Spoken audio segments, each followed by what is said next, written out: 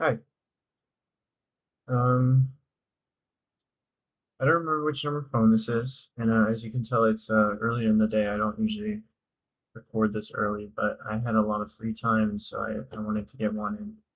This one is pretty long. I'm just gonna show it here. It fills up from here down.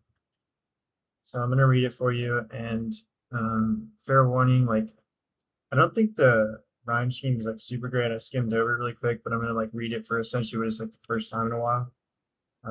But I know what it's about, and yeah, I'm gonna go ahead and read it. It's called Cold Closeness. There she is, the distance closed, if only for a moment. I'd waited long, anticipation hounding me. Now she's there. My heart seized, caught between two poles. It is cold in this place. There's so much blinding anger, parasitic hurt, yet deep admiration, but more than anything, darkness. For I cannot see, I cannot truly know what she feels when she sees me. Does she feel the same longing as I do? I fear. There is so much fear. But that mustn't show. I must remain strong, at least to her eye. There is so much uncertainty. She could hate me. I would have no idea. But now I am here, running conversations through. So much to say. But now I am here. She is but an arm's length, a moment's hesitation. My chance is gone. There will be others, but fear remains. It seems constant, surrounded by people, yet I'm alone. I long for her, running through the month, all in my mind, 1,000 interactions. I search for the wrong, the mistakes that I made. Is it all in vain? Avoiding the one answer that kills all my hope, that she's already moved on. I may be but a fleeting memory. It kills me to think.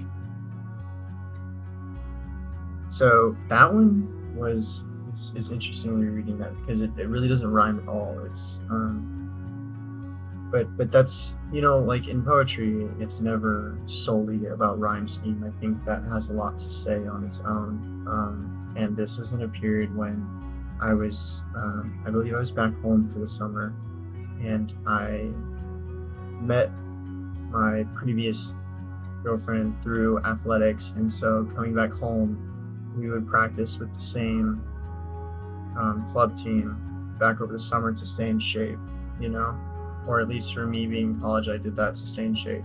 And so this one's basically about how like being that close to her, one, I can see how it affected my writing. Like I thought that, oh, I see her every day, like, and I would like make up stuff in my head. I would be like, oh, maybe she like wants me back, like maybe something like that. Honestly, the very first half of my summer was like a pretty unhealthy time for me because I just kept thinking like it was so hard because I saw her like every day. And I have a buddy who experienced the same thing. Um, and so we've talked about that before, but it's like it's just hard because when you see somebody that used to be such a big part of your life and you see them every single day, it can be really difficult. But this is about how I frequently wanted to go up and just say something to her, just like not even anything serious, just like, hey, good job today, something like that. And I just always found that I couldn't. I was scared of her. Yeah, fear. I fear there's so much fear. She could hate me, I would have no idea.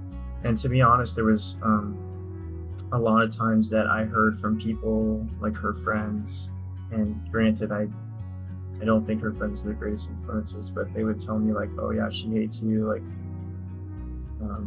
you're never getting back together," which honestly probably was like good for me to hear, but also like really devastating because to just think like, why would she hate me? You know what I'm saying? Like 1,000 interactions, I searched for the wrong, the mistakes that I made. Um, I have a correction here that says it is all in vain instead of is it all in vain. It's not a question, it's a statement. And so like I think even then I knew like what am I really looking for here? But I think if I can take anything from it, it's just like I wish I had a little bit more confidence, but I also think I wish I knew like that it didn't matter, you know? If you're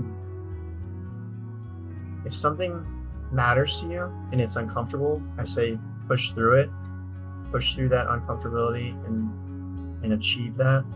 But if something really isn't important, I would say you don't need to go out of your way to make yourself, because this wasn't helping me in any way, you know? It definitely wasn't helping with my healing and stuff, like me worrying about this. And while she did matter to me, I kind of knew that she was done already. So it was just like, I don't know, I was fighting like a losing battle and it was all in my own head. You know, that's what this one's about. So a little bit of a longer one. If you stuck around, I appreciate it. But that's just my little rant on that one. If you have any questions, because I know there's a lot there, ask in the comments and I would be happy to answer them. But for now, thank you, and hope to see you next time. Peace.